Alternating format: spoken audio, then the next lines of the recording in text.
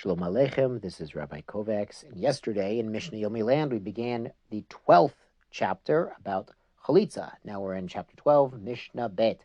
Halitza besandol eno shalo. They performed Halitza using a sandal that was not the actual property of the Yavam.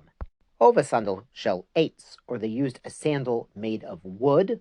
The Gemara and the Bartanura explains here that the wood has to be covered with leather. The shoe or sandal in question has to be made of leather, but if the leather is on top of the wood, that still counts. Obishel smol biyamin, or they took a left foot sandal and put it on his right foot. We always use the right foot, even if it's the wrong sandal. Halitzota kashera. These aren't ideal, but the chalitza still works in all of these situations. Halitza v'gadol, if they did chalitza using a large sandal or shoe, shu yachol lachalach bo, but the Yavam is still able to walk in such a shoe, even though it's a little big. Ova katan, or the shoe's a bit small. Shu chofet rov roglo, but it does lamaisa protect most of his foot. Halitzata kashera. In both of these cases, the chalitza is still good. So in the Gemara they discuss, the pasuk says na'alo, his shoe, which sounds like it should really fit him, but it also says beit chalutz hanal, that he's called the household that had the shoe removed. Not just any shoe, even if it's not necessarily an exact fit.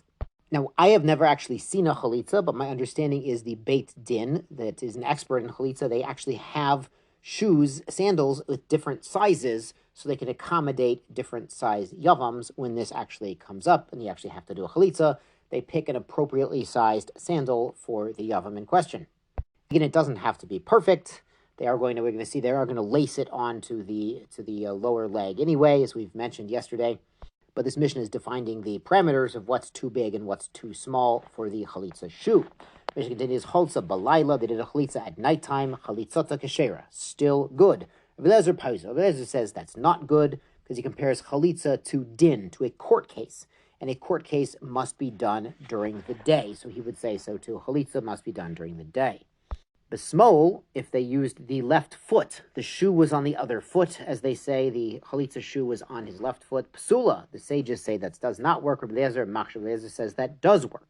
Now the sages learn by roglo, but by a metzora, someone afflicted with sarat, a type of skin ailment. When they get purified, part of the ritual is an application to the right foot of the metzora. So when it says regel by the metzora, they mean the right.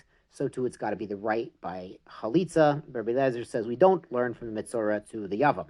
Now let's go on to Mishnah Gimel. Halitza, she removed the shoe or sandal, rakka, and she spit, avolo kara, but she did not read the verses that the Torah says she should say.